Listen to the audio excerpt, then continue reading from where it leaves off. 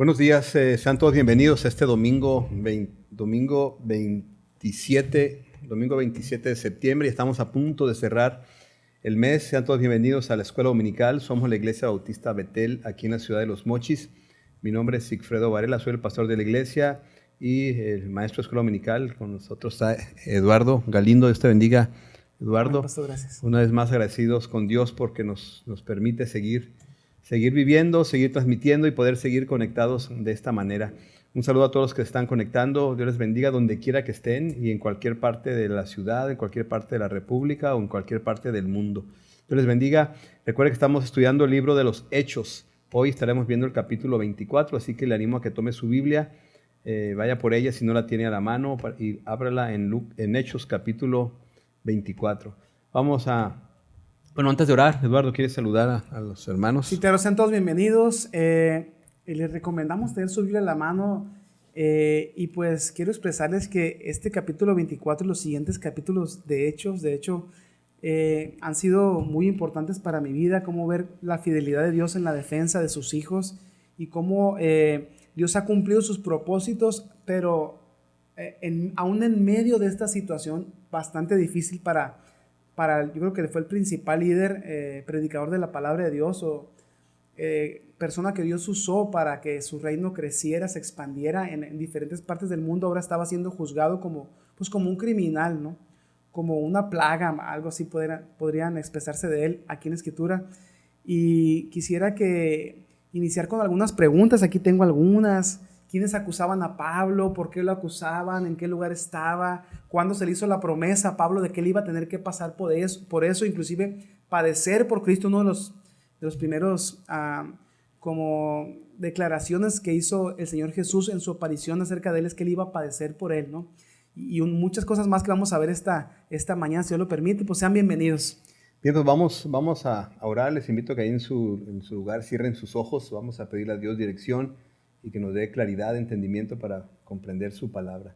Señor, te damos gracias porque eres bueno, por tu gran misericordia. Te damos gracias también por la oportunidad que nos das de abrir tu palabra con toda libertad, poder leerla, Señor, buscando que tú a través de ella escudriñes nuestra vida, Señor, para que podamos vivir en similitud a Cristo. Te ruego, Señor, que podamos entender claramente lo que tú dices en tu palabra, podamos aplicar las enseñanzas bíblicas a nuestra vida, Señor, y gracias porque podemos ver a través del libro de los Hechos la obra de tu Espíritu Santo usando las vidas de tus hijos, de los creyentes, frente a cualquier circunstancia. Te damos gracias en el nombre de Jesús. Amén. Pues qué mejor época, qué mejor tiempo para poder para ver el libro de los Hechos, porque de alguna manera podemos identificarnos, porque estamos viendo circunstancias que pudieran ser circunstancias que pudieran incluso justificarnos el alejamiento con el Señor, el alejamiento entre nosotros por las circunstancias. Pero viendo el libro de los Hechos podemos darnos cuenta que no hay circunstancia que justifique el alejamiento del creyente de la comunión con el Señor y con la iglesia. Al contrario, me parece que las circunstancias que vemos en el libro de los Hechos nos motivan, porque son circunstancias pues, que de alguna manera aquí en nuestro país o a lo mejor en nuestro estado o la ciudad no estamos viviendo persecución o ataques así directos contra los creyentes, no lo estamos viviendo de esa manera, pero hay otras circunstancias como esto de la pandemia, del estar en casa, de no salir, pudiera justificar de que pues no me puedo congregar, pues entonces no me alimento. No hay justificación.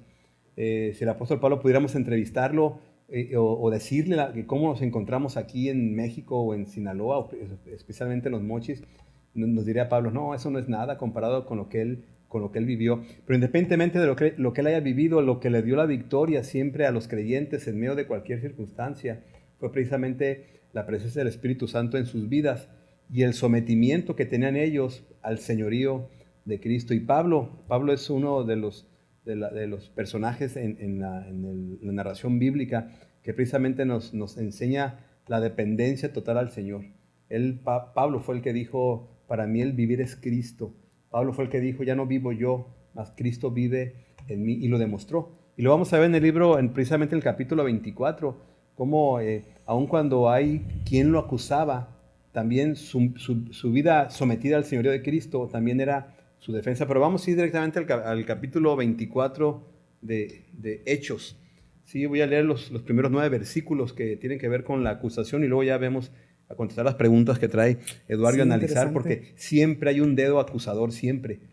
Aun cuando sean mentiras, siempre va a haber alguien que nos acuse, ya sea el enemigo, que es el acusador, o a veces gente de nuestro contexto a veces nos señala, nos acusa, pero bien, gracias a Dios que tenemos quién es el que juzga, que es el Señor. Dice, 5 días después descendió el sumo sacerdote Ananías con algunos de los ancianos y un cierto orador llamado Tértulo, y comparecieron ante el gobernador contra Pablo. Y cuando éste fue llamado, Tértulo comenzó a acusarle diciendo, como debido a ti gozamos de gran paz y muchas cosas son bien gobernadas en el pueblo por tu prudencia, oh excelentísimo Félix, lo recibimos en todo tiempo y en todo lugar con toda gratitud. Pero por no molestarte más largamente, te ruego que nos oigas brevemente conforme a tu equidad, porque hemos hallado que este hombre es una plaga y promotor de sediciones entre todos los judíos por todo el mundo, y cabecilla de la secta de los nazarenos. Intentó también profanar el templo, y prendiéndole quisimos juzgarle conforme a nuestra ley, pero interviniendo el tribuno Licias, con gran violencia le quitó de nuestras manos, mandando a sus acusadores que viniesen a ti. Tú mismo, pues, al juzgarle, podrás informarte de todas estas cosas de que le acusamos. Los judíos también confirmaban, diciendo ser así todo. El dedo que acusan. Se llevaron a un orador, ¿no? O Sí, sea, es un abogado, podemos traducir, un sí, abogado. bueno, es impresionante la manera en que habla Tértulo. Y bueno, también impresionante cómo es que un sacerdote Ananías, que era de Jerusalén, pues, o sea, viene esta Cesarea, Sí, perdón, sí. viene esta Cesarea precisamente para actuar en contra de Pablo y llevan a este hombre Tértulo y la manera en que empieza a adular a Félix, ¿no? Y Es el gobernador. queriendo convencerlo. Sí, mire, el acusador así es. El acusador busca la manera de hacerte ver como culpable o incluso hacerte sentir como culpable. Recuerda que mismo Pablo decía que el acusador, o sea, un mensajero Satanás, porque de alguna manera pues todos tenemos un pasado, ¿sí? Incluso un presente, pues que pudiera usar el engañador para acusarnos, y aquí Pablo lo estaba viviendo. Pues acuérdense que después de haber sido Pablo custodiado por muchísima gente para llevarlo hasta Cesarea, fue custodiado, pues hasta allá van este hombre, este sacerdote Ananías, obviamente llevan a este Tértulo, sí, para que sea el que exponga, y la manera en que lo acusan a Pablo, ¿no? Le dicen que es como una plaga, y bien lo dijiste, Eduardo, Sí, es como una plaga, promotor de sediciones entre todos los judíos por todo el mundo. Diría Pablo, de eso pido mi limosna, porque Pablo hubiera querido llegar realmente a todo el mundo para compartir el evangelio, pero bien aquí vemos cómo hay un dedo que acusa, pues hay algo que está acusando a Pablo y lo están acusando de algo pues, que no es verdad. sí, de hecho en esta primera parte la acusación contra el apóstol Pablo, pues la verdad sinceramente está basada en mentiras. Claramente lo dicen aquí en el versículo 5, ¿no? Hemos hallado que este hombre es una plaga y es un promotor de sediciones, es decir, es un hombre que, por así decirlo, su movimiento se expande rápidamente por todos lados, es un promotor de sediciones, es decir, él promueve que la gente se levante en contra del gobierno, en este caso inclusive en contra de Roma, pero realmente no era así. Inclusive me llama la atención que le llaman el cabecilla de la secta de los nazarenos. Ellos reconocen esta secta, pues no era un secreto, había miles de adeptos de esta secta de los nazarenos, que eran los cristianos, que somos nosotros, podrían llamarnos también a nosotros así. Sin embargo, ellos contratan a este hombre que era judío también, este Tértulo, este orador, era un abogado, realmente era un abogado, se puede traducir como un abogado. Y quisiera decir una cosa, nosotros no debería extrañarnos tener que pasar en algún momento por una situación semejante a esta. Recordemos, para mí uno de los puntos centrales de la lección pasada en Hechos capítulo 23 es esta, cuando Jesús mismo se le aparece al apóstol Pablo para darle ánimo. En Hechos capítulo 23, versículo 11, a la noche siguiente se le presentó el Señor y le dijo a Pablo, ten ánimo, Pablo, pues como has testificado de mí en Jerusalén, así es necesario que testifiques en Roma.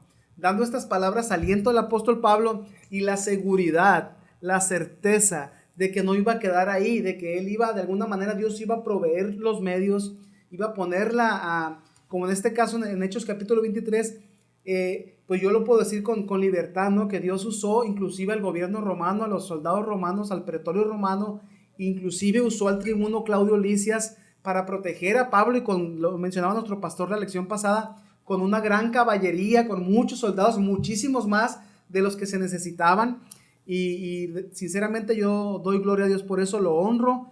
Y en esta primera parte, la acusación contra el apóstol Pablo, ¿qué pensaría usted de esta situación? ¿Le extrañaría que uno de nuestros líderes en la iglesia fuera también acusado en alguna ocasión por predicar el evangelio, que fuera acusado con mentiras, pero realmente la verdadera razón fuera que predica el evangelio, que predica la resurrección de Cristo, que predica salvación para los pecadores, que predica de arrepentimiento?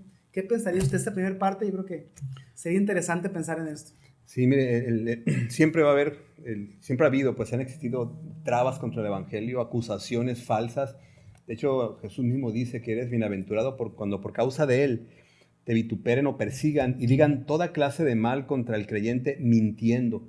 Aquí obviamente toda esta acusación a Pablo era una falsa. No había bases para acusarlo, pero sin duda que la manera en que este Tértulo comunica o acusa a Pablo lo hace de una manera exagerada, queriendo convencer precisamente a Félix, al gobernador, convencerlo de la culpabilidad de Pablo, porque dice, hemos hallado, como si hubieran hecho una investigación profunda para determinar que era culpable, cuando realmente el único problema que ellos veían en Pablo era que predicaba a Cristo como el Mesías, a Cristo crucificado, y además lo predicaba como el Cristo resucitado, y eso lo estaba causando. Es interesante la acusación que hace Tértulo, porque dice, hemos hallado a este hombre, como si realmente hubieran hecho una investigación profunda, y recordemos que el problema era que estaba predicando a Jesús, al Cristo, como el Mesías, y que había sido crucificado por los mismos judíos, y que este Cristo había resucitado. Era la predicación de Pablo y lo que le molestaba a los judíos. Pero aquí lo interesante es que en medio de las acusaciones podemos ver el cuidado que tiene Dios para cumplir sus propósitos. Desde que Pablo fue llamado por el Señor, cuando hubo este encuentro entre Cristo, entre Jesús y Pablo, fue muy evidente pues, que el llamamiento de Pablo fue precisamente para que él fuera a los gentiles, que él fuera a predicar, y lo podemos ver en la vida de Pablo desde que se convierte hasta este momento, que a pesar de las circunstancias él se mantiene firme. Yo creo que esto nos enseña a nosotros de que es muy probable que podamos ser señalados, ser acusados, incluso perseguidos, o como en el caso de Pablo, hasta acusados falsamente con el propósito de detener el evangelio. Pero como decía Pablo, el evangelio, la palabra de Dios, pues no se puede detener, no está prisionera, no se puede quedar en el olvido, porque el evangelio y la palabra del Señor pues permanece. Y el creyente debe estarse firme en eso, que a pesar de las circunstancias, a pesar incluso de las acusaciones, pues miren, y Pablo tenía la fortaleza que tenía Pablo por el Espíritu Santo le permitía precisamente soportar todo esto, porque ante las calumnias, ante las amenazas, ante la posibilidad no solo de encarcelamiento, sino de la muerte, ¿quién se puede mantener firme? Solo aquel que cuenta con el poder del Espíritu Santo, porque ante cualquier amenaza, cualquiera Sí, no es fácil la prueba. se echa para atrás, ¿no? Cualquiera se rinde, pues. Pero pues Pablo muestra que él depende totalmente del Señor, y confiado de que si es necesario morir por causa del evangelio, Pablo estaba dispuesto a hacerlo. Pero ya el Espíritu Santo le había dicho a Pablo pues que no tuviera temor, pues que iba a ser necesario que Pablo pues llegara hasta donde Dios lo iba a llevar, hasta Roma. Pues nada más que aquí todavía pues no está en Roma, pero ya va Pablo. Prácticamente este tercer viaje de Pablo pues fue viaje, pues no sé si no sé si decirlo forzado, porque él no planeó este viaje. Lo fueron llevando el Espíritu Santo, pero lo fueron llevando ahora sí que de gobierno a gobierno, porque más adelante vamos a ver por cuando lo llevaban precisamente a Roma. Pero Pablo fue llevado por el mismo gobierno, llevado a los lugares donde Dios quería ponerlo para que predicara. Sí, de hecho, hay una acusación que está bien, bien tremenda, sobre todo para un judío celoso, ¿no? Pablo, que él menciona de sí mismo que él aventajaba a sus contemporáneos, es decir, él era fariseo, hijo de fariseo, muy bien preparado a los pies de Gamaliel, y celoso de la palabra, tan celoso que era perseguidor de la iglesia de Jesucristo cuando él era un incrédulo, ¿no? No creía en Jesús, no creía que fueran verdaderos hijos y siervos de Dios los cristianos. Y aquí hay una acusación en el versículo 6, lo acusan a un fariseo de esta talla, o sea, con un tal celo, ahora lo acusan de ser un hereje, de profanar el templo. Entonces, para él yo creo que era casi no lo podía concebir en su mente, en su corazón. Para un judío que, tan celoso, con tanto conocimiento y tanta preparación, ahora lo están acusando también de que intentó profanar el templo, es decir, practicar cosas que no son debidas, practicar cosas contrarias a lo que Dios enseña, a lo que Dios pide, a sus rituales, a los mandamientos de Dios en el mismo templo de Dios. Yo creo que esta acusación dentro de la fortaleza de Pablo lo ha de haber llenado de tanta impotencia. No sé si tal vez usted pueda identificarse. A mí me gusta a veces pues dejar un poquito volar mi imaginación y ponerme un poquito en los zapatos de Pablo ahí. Qué gran impotencia seguramente. Y luego ellos, este Tértulo, este abogado, este defensor o acusador de Pablo, también trata de persuadir al juez, vamos a llamarlo así, a Félix como un juez, al gobernador, que ellos quisieron juzgarlo conforme a la ley, pero el tribuno Claudio Lisias no se lo permitió, sino que con violencia lo arrebató de sus manos porque lo querían matar. Yo creo que si lo hubiera dejado fácilmente, lo hubieran, como la Biblia RB60 menciona, lo hubieran destrozado, ¿no? Y realmente Dios, pastor, sin duda lo que usted acaba de mencionar, que Dios usó aún a los romanos para guardar a su siervo Pablo, para cumplir su propósito en él, y a pesar de esta acusación falsa, y además hay una palabra que dicen, cierra el versículo 8, fíjate cómo cierra este tremendo abogado persuasivo y mentiroso. Tú mismo pues, le dice a Félix, al juzgarle podrás informarte de todas estas cosas de que le acusamos. Y los judíos consentían o afirmaban que esto era verdad. Era una bola de mentiras, pero lo decía de tal manera que la verdad que casi sí le creemos, ¿no?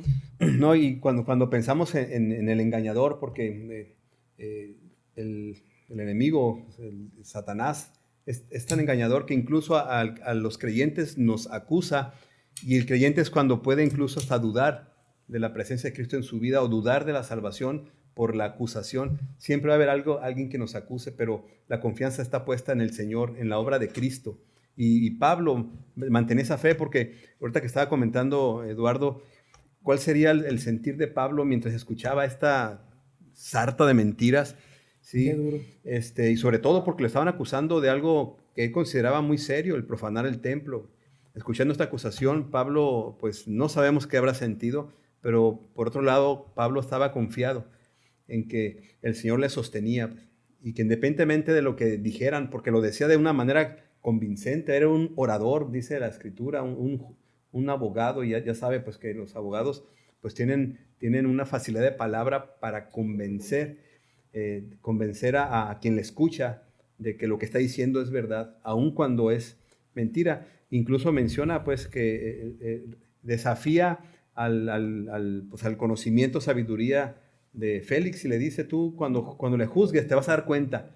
O sea, casi ya le estaba afirmando que él iba a encontrarlo también a Pablo culpable, pero vamos a ver, porque sí es cierto, hay quien nos puede acusar, pero también hay quien nos respalda. Y la vida de Cristo, en la vida del creyente, es el respaldo precisamente, y es ahí donde entra la defensa. Y vamos a irnos al versículo 10, del versículo 10 en adelante, del 10 al 21. Aquí vamos a ver el testimonio de Pablo, pues. ¿Cuál es la defensa que presenta Pablo? ¿En qué sustenta Pablo su defensa ante esta acusación? Dice el versículo 10 en adelante: habiéndole hecho señal el gobernador a Pablo para que hablase, este respondió: porque sé que desde hace muchos años eres juez de esta nación, con buen ánimo haré mi defensa. Como tú puedes cerciorarte, no hace más de 12 días que subí a adorar a Jerusalén, y no me hallaron disputando con ninguno, ni amotinando a la multitud, ni en el templo, ni en las sinagogas, ni en la ciudad. Ni te pueden probar las cosas que ahora me acusan. Por esto te confieso que según el camino que ellos llaman herejía. Así sirvo al Dios de mis padres, creyendo todas las cosas que en la ley y en los profetas están escritas, teniendo esperanza en Dios, la cual ellos también abrigan, de que ha de haber resurrección de los muertos, así de justos como de injustos. Y por esto procuro tener siempre una conciencia sin ofensa ante Dios y ante los hombres. Pero pasados algunos años vine a hacer limosnas a mi nación y presentar ofrendas. Estaba en ello cuando unos judíos de Asia me hallaron purificado en el templo, no con multitud ni con alboroto. Ellos debieran comparecer ante ti y acusarme si contra mí tienen algo. O digan estos mismos si hallaron en mí alguna cosa mal hecha cuando comparecí ante el concilio, a no ser que estando entre ellos prorrumpí en alta voz acerca de la resurrección de los muertos, soy juzgado hoy por vosotros. Hay todo un testimonio y toda la presencia del Señor moviendo a Pablo y mostrándonos a través de él que le defiende, pues.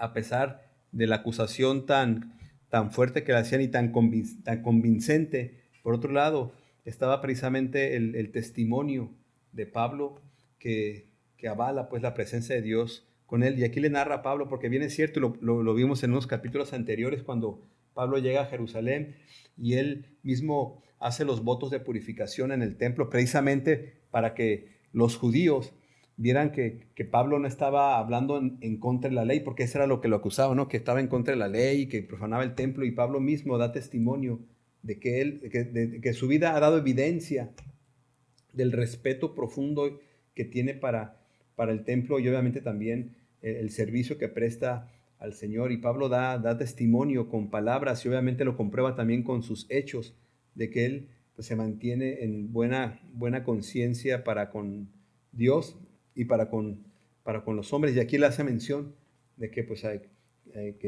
que haya evidencia pues de la acusación. Y bueno, yo creo que nuestra vida misma es la que da evidencia de la defensa que hay cuando nos están señalando.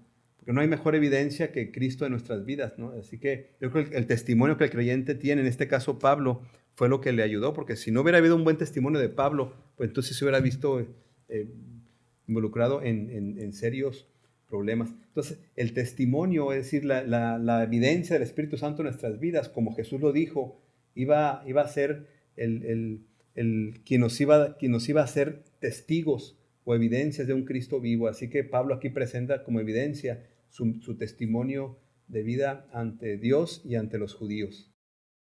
Sí, así es, pastor. Y además, la defensa de Pablo es mucho más específica. Pablo responde porque como tú puedes cerciorarte, no hace más de 12 días que subí a adorar a Jerusalén. Es decir, Pablo tenía una manera de comprobar que no hacía más de 12 días que él había subido a adorar a Jerusalén. Entonces, es una manera, él está dando evidencia y hay una manera de comprobar lo que Pablo está diciendo. Dice, sin embargo, no me encontraron peleando con nadie, ni amotinando a la multitud, ninguna sedición, ocasionando ninguna sedición, dice, ni en el templo, ni en las sinagogas, ni en la ciudad. Pablo sí es de verdad muy claro y muy específico, y no te pueden probar de lo que me están acusando. La verdad que si hubiera un abogado, no creo que hubiera sido mejor que Pablo, sinceramente. Claro. Ahí un abogado defensor. Y dice, aquí está el centro, en el versículo 14 está el centro de por qué acusaban a Pablo. Porque aunque ellos, los acusadores de Pablo, también creían en la resurrección de los muertos, y creían que hay vida eterna y todo lo que ya sabemos, sin embargo, ellos no creían, aquí lo especifica la Escritura, el camino que ellos llaman herejía. Es decir, ellos no creían que la predicación de Pablo o su interpretación fuera la correcta. Ellos, a pesar de que esperaban un Mesías, de que sabían que iba a venir, inclusive sabemos que ellos no entendían con claridad que el Mesías tendría que padecer, morir y resucitar al tercer día. Este es lo clave para los judíos de aquel tiempo, hace 2000 años, y hoy también. Muchos de los judíos al día de hoy todavía han pasado 2000 años y muchos de ellos han creído, pero aún hay muchos de ellos que no creen que la predicación de Jesucristo, del camino o el camino hacia Dios, que Jesús es el único camino al Padre, que Él es el camino, la verdad y la vida. No hay otra manera de reconciliarnos con Dios si no es a través de la fe en Él. Este es el mensaje que los que lo acusaban no creían, dice la Escritura, porque ellos creen a la ley, creen en los profetas, creen en la muerte y resurrección de los muertos, pero no creen que Jesús es el Mesías. Entonces el problema central era que la predicación del apóstol Pablo no era lo que ellos creían. Entonces dice la Escritura, él tenía la esperanza, ellos también abrigaban una esperanza o la abrazaban, la creían, ellos tenían una esperanza en la resurrección. Sin embargo, dice la Escritura, versículo 16, Pablo dice, yo procuro tener una buena conciencia delante de Dios y de las personas, es decir, yo sirvo a Dios a través de predicar este mensaje. Ellos también creen casi generalmente lo mismo que yo, pero particularmente ellos no creen que Jesús es el Mesías. Entonces, esta era la diferencia, y es la misma diferencia al día de hoy en otras denominaciones que también creen en Dios, inclusive también creen en Jesús, pero no creen que hay salvación por medio de Él. No creen que Él es el Salvador del mundo, que Él es el único camino. Y eso sí es lo que nos diferencia a nosotros de otras personas que también se dicen, pueden inclusive llamarse inclusive cristianos, pero no lo son. Solamente pueden llamarse cristianos los que predican y viven y creen que Jesús es el Cristo, es Dios mismo encarnado, que vivió, murió, resucitó al tercer día, que ahora reina con Dios y que tenemos perdón de pecados en Él. Y este era el problema central, pastor, Claro. de la creencia, la diferencia en la creencia entre uno y otro. Claro, sí, los judíos, como mucha gente, que piensan que el camino son un montón de reglas, dogmas, prácticas, y Pablo estaba predicando que el camino no eran toda esa serie de reglamentaciones, sino que el camino era una persona, era un hombre, Jesucristo. Y esto fue un choque en este caso, para los judíos, porque ellos abrazaban, sí, cierto, toda la ley, los profetas, pero todo se basaba en escritos, en leyes, en reglamentaciones. Pero cuando Pablo les habla precisamente de que todo eso apunta hacia Jesús. De hecho, la Biblia dice que Jesucristo es el cumplimiento de la ley y los profetas. Pablo conocía la ley, conocía las profecías, pero Pablo estaba hablando del hombre a quien apuntaban, del judío, que era Jesús, el Nazareno. Y Pablo les dice, según el camino que ellos dicen que es una herejía, en ese camino sirvo al Dios de mis padres. Y Pablo afirma con todo esto que él conoce la ley y los profetas. Pero Pablo está hablando precisamente de hacia dónde nos lleva la ley y los profetas. Y ese sigue siendo el problema en nuestros días. De repente nos cuesta trabajo entender que el camino a la salvación solo es a través de Jesús, a través de la persona de Jesucristo. Es más fácil pensar para muchos que el camino o la manera de llegar a la salvación es a través del cumplimiento de reglamentaciones, a través de la acumulación de conocimientos. Y esto mismo pasaba en aquel tiempo. O sea, eso era un choque para todos. Y Pablo les confronta, pues, y les dice que precisamente lo acusan de algo que ellos mismos conocen y abrazan, pero no creían en Jesús. Ahora sí que Jesús es la base central, es el mensaje de la Biblia, pues Jesucristo como el Salvador, el Hijo de Dios, y precisamente es lo que negaban los judíos, o les costaba trabajo pensar que ese Mesías que ellos esperaban, lleno de gloria y de poder, se haya presentado de la manera en que lo hizo, en un pesebre, como un carpintero humilde, siendo un servidor, y de repente que se les diga que Él es el Mesías. Bueno, eso tiene que ver con desconocimiento real o interpretación errónea de las Escrituras. Y me parece que en nuestros días tenemos que entender que el testimonio vivo y real, o lo visible de Dios, es Cristo, precisamente morando aquí en la tierra a través de la iglesia. Y es precisamente el testimonio que la iglesia da, que el creyente da, es lo que da evidencia. Pablo mostró evidencias precisas, porque habló de días, habló casi de fechas, y eso es evidencia. En cambio, Tértulo habló de puras fantasías incomprobables, es decir, que no hay manera de comprobar. Pablo empieza a mencionar, tú eres testigo, o sea, tú puedes darte cuenta, tú puedes investigar, porque hay manera de comprobar el testimonio de Pablo. Pero lo principal del testimonio de Pablo es precisamente su vida irreprensible que estaba viviendo, porque él estaba centrado precisamente en la esperanza en Dios. Y dice el versículo 15, teniendo la esperanza en Dios, la cual ellos también abrigan, de que ha de haber resurrección de los muertos, y de justos como de injustos. Y es por esto, dice el versículo 16, procuro tener siempre una conciencia sin ofensa ante Dios y ante los hombres. Y luego menciona que hace algunos años empieza Pablo a narrar también de manera específica su devoción. Viene a hacer limosnas a mi nación y presentar ofrendas. Estaba en ello cuando unos judíos de Asia me hallaron purificado en el templo, no con multitud ni con alboroto. De hecho, le acusaban que hacía sedición, pero Pablo nunca se vio envuelto, que él provocara. Sí se vio envuelto porque precisamente allí en Tesalónica es cuando llegaron un montón de judíos que alborotaron a hombres malos, ociosos, precisamente para prender a Pablo. Y Pablo sí se vio envuelto en situaciones esta, pero no porque él fuera el cabecilla, como dice ahí Tértulo. Sí. Pablo hace mención de que ellos, o sea, los que realmente lo han visto, son los que deberían venir a acusarlo, si es que tiene algo contra él. Yo creo que nuestra mejor defensa es Cristo viviendo en nosotros y el testimonio que estamos dando. Y yo creo que esto es un desafío para el creyente, porque si acaso nos acusan, tendría que ser con falsedad. Y nuestra vida debe dar evidencia precisamente de que cualquier señalamiento contra el creyente, contra la iglesia, es falsa. Y nuestra defensa precisamente está en la evidencia que es Cristo en nuestras vidas. Sí, es una situación. Recuerdo las palabras de Cristo que dice, lo mencionaba también la semana anterior, que nosotros, si alguna vez tenemos que presentarnos ante un juicio como este juicio, este sería un ejemplo de lo que Cristo profetizó o anunció en los evangelios, que nosotros no nos preocupemos acerca de qué vamos a decir en nuestra defensa, sino que el mismo Espíritu de Dios nos tomará y hablará a nuestro favor. Sí, usará nuestra boca para hablar, el Espíritu Santo, pero va a ser tal la sabiduría con la que Dios hable que no van a poder resistir. Van a poder hacerte daño, querer hacerte daño, aquí como en el caso de Pablo. Sin embargo, no pudieron resistir la defensa de Pablo, puesto que Pablo sí fue de una manera bastante específica, y les dice, aquí inclusive me llama la atención un verso, aquí digan estos, él está en medio del juicio, está en su defensa y les dice en su propia cara y en la cara del gobernador, versículo 20, o digan estos mismos si hallaron en mí alguna cosa mal hecha cuando comparecí ante el concilio.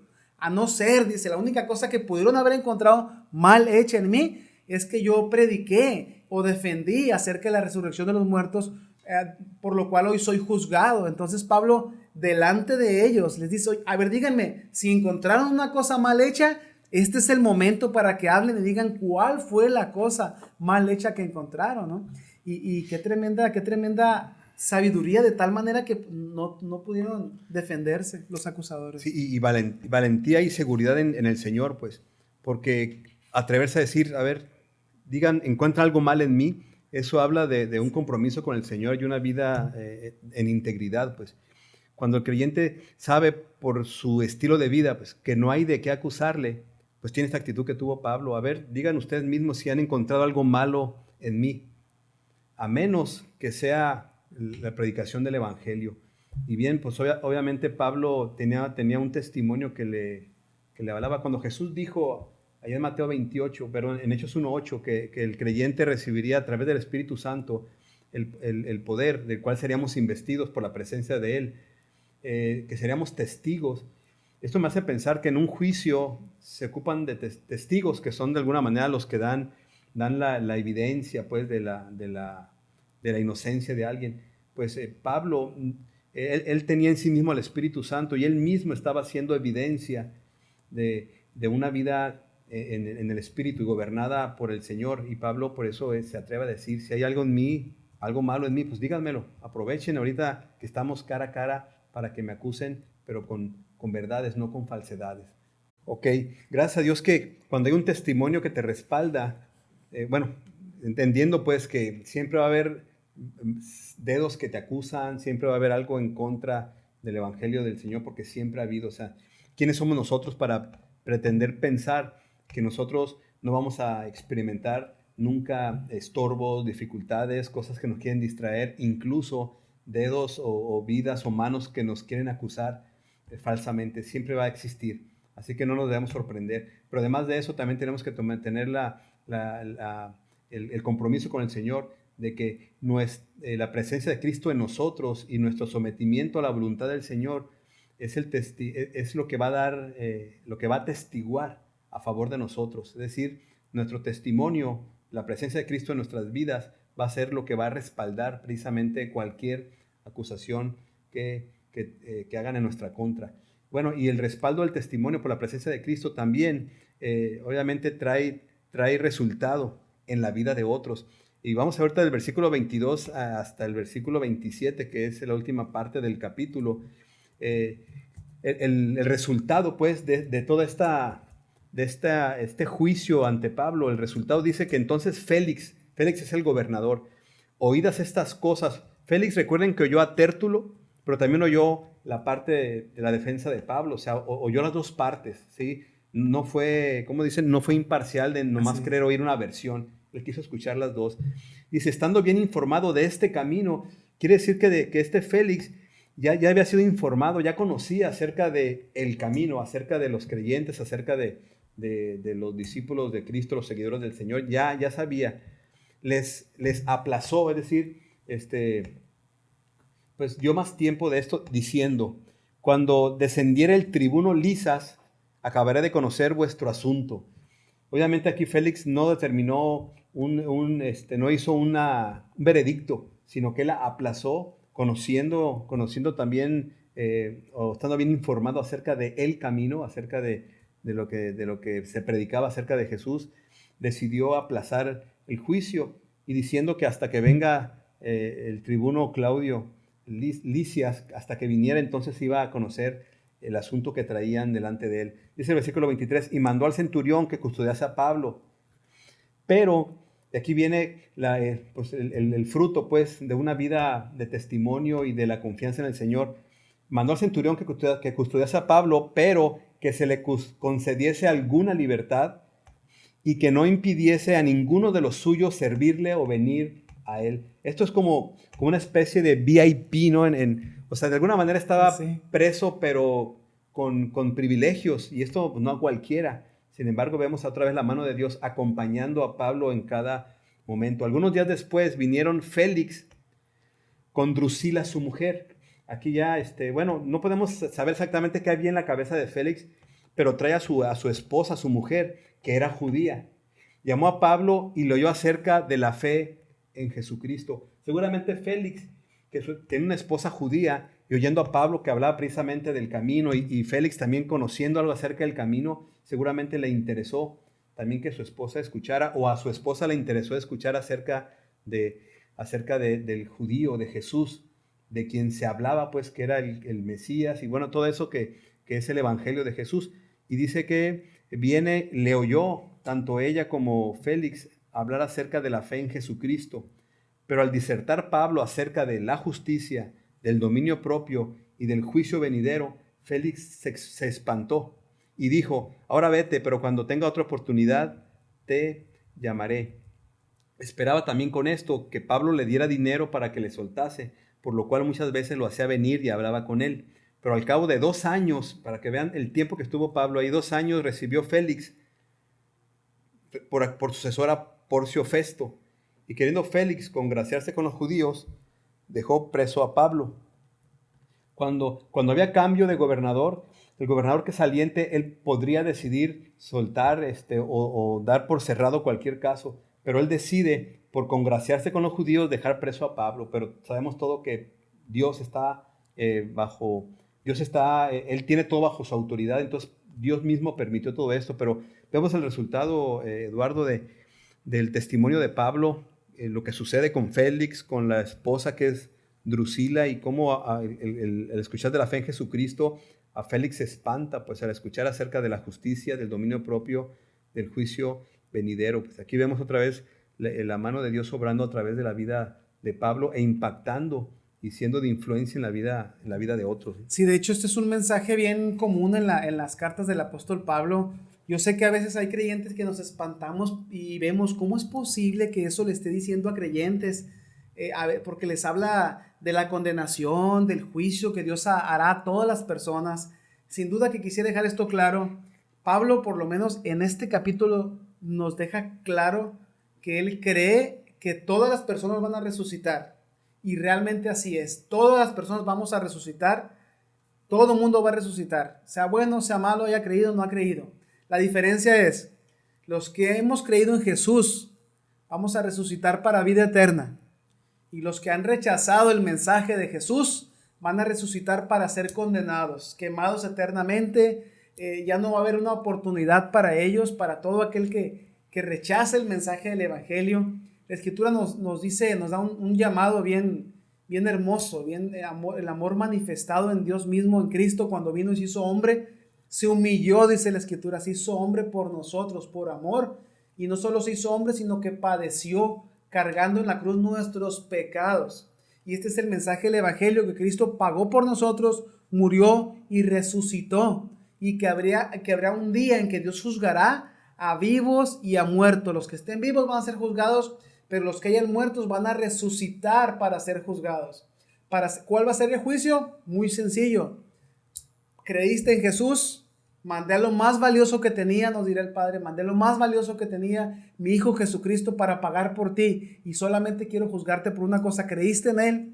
Porque si creíste en Él no hay condenación para ti, solo hay salvación y vida eterna. Pero si rechazaste el mensaje de mi Hijo Jesús, de su vida, muerte y resurrección y el pago por tus pecados, entonces lo único que te espera es condenación. Dice la Escritura que está establecido para el hombre que muera una sola vez y después vendrá el juicio, ¿no? Aunque no es inmediato para muchos, va a ser un día, está establecido un día en que Dios juzgará a vivos y a muertos. Y esto es lo que estaba predicándole Pablo a Félix y a su esposa Drusila. Y dice la Escritura aquí que se espantó de pensar. ¿Por qué se espantó? ¿Por qué se espantó? Por una simple razón, y lo vemos aquí en el contexto de la Escritura, Hechos 24. Porque fue un hombre que, aunque Pablo lo estaba llamando al arrepentimiento, a dejar de hacer lo malo, a entender lo que Dios pide de las personas, que hagamos lo justo, que tengamos misericordia, que obedezcamos sus mandamientos, a que vayamos porque dejemos de hacer el mal y que nos pongamos a hacer el bien, que creamos en Jesucristo para vida eterna, y que vendrá un juicio, pero no hay juicio para el que cree. Jesús lo dice, para el que cree no habrá ningún juicio, pero el que no cree ya ha sido condenado porque no ha creído en el único Hijo de Dios. Dice la Escritura que Félix se asustó, se espantó, dice la Reina Valera 60. ¿Por qué se espantó? Porque era un hombre que, como Jesús lo dice, amaba o amó más las tinieblas que la luz. No era una novedad para él este mensaje, él ya sabía este mensaje, aunque aparentemente tuvieron ellos curiosidad por ir a escuchar más claramente, vamos a decirlo así, el mensaje de Jesús, el mensaje que predicaba Pablo, o la interpretación, vamos a decirlo así, del apóstol Pablo. Sin embargo, sí, tuvieron temor, vamos a llamarlo así, temor del juicio. ¿Quién no va a tener temor si te dicen que si no crees vas a ser atormentado eternamente, vas a morir quemado y eternamente van a estarte torturando? Sí, sin embargo no fue suficiente ese temor. Fue un temor, sí, a daño físico, pero no un temor, lo que la Biblia le llama un temor de Dios, un temor que redunda en arrepentimiento, un arrepentimiento genuino, pastor. Reconocer a Cristo, arrepentirte de tus pecados. Todos hemos pecado, igual o más que este hombre. Sin embargo, ¿cuál es la diferencia? Genuinamente decirle Jesús, ir a Jesús con arrepentimiento y decirle: Jesús, perdóname, porque he pecado, Señor, contra ti. Perdona mis pecados, yo quiero vida eterna, perdóname. Y Jesús no está con un corazón dispuesto para perdonarnos a todos. Sí, en el versículo 24, donde termina el versículo 24, hasta ahí todo iba bien. Oyeron de la fe acerca de Jesús, el evangelio, se les predicó la salvación, que es por gracia para todo aquel que cree. Pero cuando se trató de tomar una decisión que tiene que ver con arrepentimiento y compromiso con el Señor, es ahí donde Sí. y eso yo creo que es lo que sucede en la vida del ser humano. Nos gusta escuchar el evangelio, nos gusta escuchar del amor de Dios, pero cuando se trata de tomar una decisión que tiene que ver con con cambiar nuestra manera de pensar respecto al pecado y dejar todo aquello que a Dios le ofende para comprometernos con Dios, es lo que a muchos les da miedo. Y yo creo que aquí, cuando Félix se ve en el momento en que tiene que tomar la decisión, se asusta y decide y le dice a Pablo: vete, ya cuando tenga oportunidad te vuelvo a llamar. Y me parece que el evangelio debe atenderse con prontitud. Si alguien de los que está escuchando este mensaje no ha respondido al evangelio, ya ha postergado o ha aplazado el momento de tomar la decisión, deberían hacerlo ya. El temor a comprometerse con el Señor, el temor a servir al Señor, pues debe hacerse a un lado, porque me parece que este mensaje del evangelio es un mensaje de salvación, pues de vida eterna. Y quien lo rechaza, pues el mensaje sería de condenación, de muerte eterna. Y la salvación es a través de Jesús. en este caso Félix, como lo vamos a ver en otros capítulos, con el rey Agripa, por ejemplo, que también dice, por poco me persuades. Y Pablo dice, por poco, por mucho, pero el problema está en que el ser humano no sabemos cuánto tiempo tenemos aquí en la tierra como para esperar o decidir más adelante. Porque ¿qué le dice Félix a Pablo? Vete, vete, cuando tenga tiempo te llamaré otra vez. El problema es, ¿tendría tiempo después de poder arrepentirse, de poder ir a Jesús y reconocer que solamente a través de Él hay salvación? Me parece que el mensaje que no solamente Pablo, sino que la iglesia del Señor predica es precisamente la salvación a través de Jesucristo y la condenación rechazándole. Así que tenemos que tomar una decisión. Así que quiero invitar a todos los que están escuchando, quiero invitar a todos los que nos están escuchando, incluso a los hermanos en Cristo y a los que no han creído, invitarles a que no aplacen el tiempo en que entreguen sus vidas al Señor. La salvación es por gracia, o sea, no es por obras. Jesucristo hizo todo lo necesario para que pudiéramos ser salvos. Solamente está esperando que respondamos al Evangelio con arrepentimiento, depositando nuestra fe en el Señor. Y eso debe ser ya. Hoy es el día de la salvación, así que les invito a que hoy puedan comprometerse con el Señor, yendo a Él en arrepentimiento, reconociendo la condición delante del Señor, pidiéndole perdón por los pecados. Y dice la Biblia que Él es fiel y justo para perdonar y limpiarnos de todo pecado. Pero también quiero invitarles a los que ya somos hijos de Dios, los que hemos creído, pues que vivamos una vida en similitud a Cristo, que nuestro testimonio, en nuestra vida en Cristo, avale precisamente lo que predicamos, en lo que decimos haber creído, que se vea en nuestra vida el reflejo de esa salvación que hemos tenido en Cristo. El apóstol Pablo, y lo que vemos en el libro de los Hechos, es la evidencia del Espíritu Santo morando en aquellos que han creído en Él. Pero se debe hacer evidente, como en este caso vemos a Pablo dando evidencia, pero también compartiendo acerca del Señor Jesús, y su vida avalaba el testimonio, tanto que hasta en este caso al gobernador pues le espantó, tuvo miedo de ser confrontado con su propia vida y además con la posibilidad, porque yo creo que cuando hay miedo al infierno, pues debería haber una necesidad de arrepentimiento, pero yo creo que más bien debería ser por el amor, por ver el amor del Señor entregando su vida en rescate por nosotros, tomando nuestro lugar. Esa acción debe llevarnos a un arrepentimiento y a un deseo de agradecerle y servirle al Señor por el hecho de que Él dio su vida en rescate por todos nosotros. Y ese es el mensaje del Evangelio, de la fe en Jesucristo, que fue lo que le predicaron a Félix y Drusila. Y tuvieron que tomar una decisión. ¿Cuál decisión tomarás tú, Eduardo? Sí, así es. No pienses que vas a estar vivo mañana. Si no has creído en el Señor Jesús, hoy puede ser día de salvación para ti y para tu familia. No sabes si vas a estar vivo mañana. Sobre todo, mira la situación que estamos pasando en el mundo. Sobre todo. Y si eres un creyente y estás esperando consagrarte a Dios, entregar tu vida en servicio al Señor mañana, el año que entra, no te engañes a ti mismo. El joven dice ya que crezca, ya que sea adulto. Y el adulto dice ya que mis hijos crezcan. Y el anciano dice es que ya estoy muy anciano para servirle a Dios. ¿Cuál es tu caso? A ti que me estás escuchando, ¿no?